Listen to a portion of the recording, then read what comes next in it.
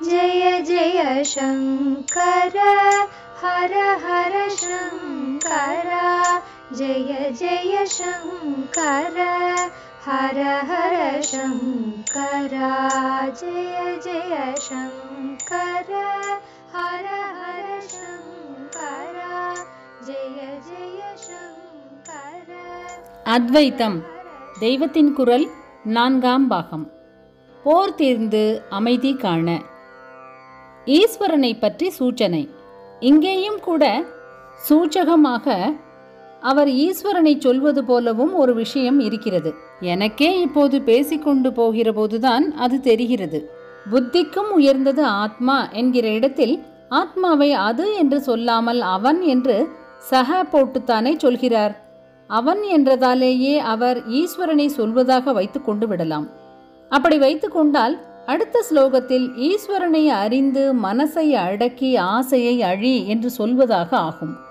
ஈஸ்வரனை அறிந்து மனசை அடக்குவது என்றால் ஈஸ்வரனையே மனசை அடக்குபவனாக அறிந்து அவனது அனுகிரகத்தால் அப்படி செய்து கொள்வது என்பதை சொல்வதாகவே அர்த்தம் ஏற்படும். இல்லாவிட்டால் இந்திரியம், மனஸ், புத்தி என்ற ஜீவனின் தன்மைகளை பற்றியே பேசும்போது புத்திக்கு அப்புறம் ஆத்மாவை சொல்லாமல் ஈஸ்வரன் என்று சொல்லி மனஸ் அடங்குவதாக முடிப்பதில் அர்த்தமில்லை. ஆத்மாவை அறியும் போது மனஸ் அடங்கி அழிந்துவிட வேண்டியதே என்று பார்த்தோம். ஆனால் ஈஸ்வரனை அறிய மனஸ் இருக்க வேண்டும். துவைத்த ஈஸ்வரனை துவைத்த மனஸ்தான் அறிகிறது. ஆனபடியால் ஈஸ்வரனை அறிந்து மனசு அடங்குவது என்று கீதையில் சொல்லியிருப்பதாக வைத்துக் கொண்டோமானால் அப்படி சொல்லியிருப்பதற்கு அவனை அறிந்தவனுக்கு ஈஸ்வரனே மனோ நிகிரகத்தை அனுகிரகிக்கிறான் என்றுதான் அர்த்தமாகும். குறிப்பு: சக, அதாவது அவன் என்பதற்கு ஆச்சாரிய பாஷ்யமும் பிரம்மம் என்றோ ஆத்மா என்றோ இல்லாமல் ஈஸ்வரனை குறிப்பதான பரமாத்மா என்றே இருக்கிறது.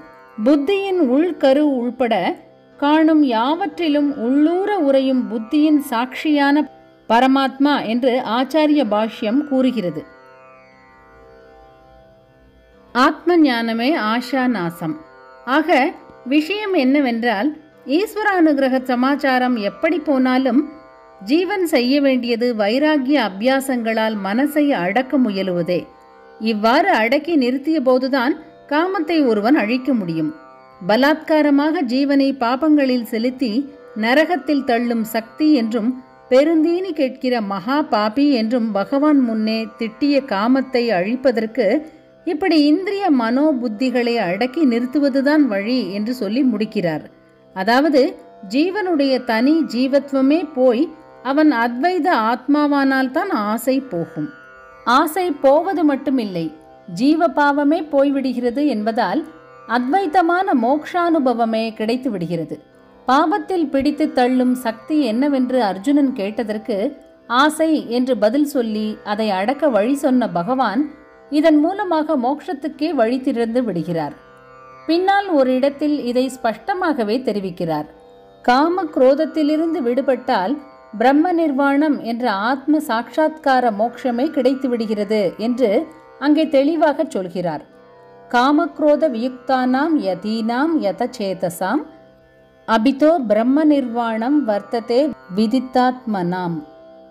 குறிப்பு: கீதை 5வது அத்தியாயம் 26வது ஸ்லோகம். காமக்ரோதத்திலிருந்து விடுபட்டு சித்தத்தை அடக்கி ஆத்மாவை அறிந்து கொண்ட துறவிகளுக்கு பிரம்ம நிர்வாணம் 2லும் கிடைக்கிறது என்கிறார். அபிதோ என்றால் 2லும். அதென்ன 2லும்? இகத்திலேயே மோக்ஷம். அதுவா? அதுதான் 2 இல்லை என்று சொல்லும் அத்வைதிகளுக்கு ஒன்றாக போய்விடும் 2. இகம் பரம் என்பதான 2. மற்றவர்களுக்கு மோட்சம் என்பது பரலோகம்தான். உடம்பை விட்டுவிட்டு இகலோகத்தை விட்டு போனால்தான் அவர்களுடைய வைகுண்ட கைலாசாதி மோட்சங்கள். அத்வைதிக்கு அப்படி இல்லை. இகலோகத்தில் உடம்பிலே உயிரோடு இருக்கிற போதே அவன் இந்த லோகம் ஒரு மாயா விளையாட்டுத்தான் என்றும் உடம்பு என்பது தான் இல்லவே இல்லை என்றும் தெரிந்து கொண்டு விடுகிறான். வெளியிலே மற்றவர் கண்ணிலே இகலோகத்திலே அவன் வளைய வந்து கொண்டிருக்கிறார் போல் இருந்தாலும் அவன் ஆத்மாவிலேயே நிலைத்தவனாக அதிலேயே ரமித்தவனாக இருப்பான். அப்புறம் உடம்பு நசிக்கிற போது நசிக்கும். இவனுக்கு அது ஒன்றும் பொருட்டாக இருக்காது. இவன் ஆத்மாவாகவே இருக்கிறபடி இருந்து கொண்டிருப்பான். உடம்பால் தான் கஷ்டம், உடம்பை போக்கிக் கொண்டு விட்டால் கஷ்டம் போய்விடுமா என்று முன்னே கேட்டு, உடம்பு போய் பிரயோஜனமில்லை, கர்மா போக வேண்டும், அதற்கு உடம்பு நான் என்பது போக வேண்டும் என்றெல்லாம் பதில் பார்த்தோம். அத்வைத அனுபூதிமானவன் உடம்பில் இருக்கும் போதே அமிர்தமான, அதாவது சாவில்லாததான ஆத்மாவை அனுபவித்துக் கொண்டு மோக்ஷானந்தத்தில் இருக்கிறான். தான் உடம்பில் இருப்பதாக அவனுக்கு எண்ணம் இராது. இப்படி நம் பார்வையில் உலக வாழ்க்கையில் இருப்பவனாக தெரியும் போதே அத்வைத முக்த நிலையில் உள்ளவனைத்தான் ஜீவன் முக்தன் என்பது. இப்படி இகம் பரம் இரண்டில் இகத்தில் உள்ள போது கூட ஒருத்தன் பிரம்ம நிர்வாண நிலையை அடைய முடியும் என்பதற்கு பகவான் வாக்கு அங்கீகார முத்திரை குத்திருக்கிறது. வேதத்திலேயே புருஷ சூக்தாதிகளிலும் உபனிஷத்துக்களிலும் சாவுக்களமான இகத்திலேயே அமிர்த தத்துவமாகிறவர்களை பற்றி வருகிறது. இப்படி வேறே ஒரு லோகத்துக்கு போகாமல் இங்கேயே அமரமான ஆனந்தத்தில், அதாவது மோட்சத்தில் சேர்வதென்பது அத்வைதம் ஒன்றுக்குத்தான் பொருந்தும். ஆஷா நாசம் அந்த அத்வைத மோட்சம் வரை கொண்டு விடுவதைத்தான் பகவான் சொல்கிறார். ஜெய ஜெய சங்கர, ஹர ஹர சங்கர. மகாபெரியவா சரணம். जय जय शङ्कर हर हर शङ्कर, जय जय शङ्कर हर हर शङ्कर, जय जय शङ्कर हर हर शङ्कर.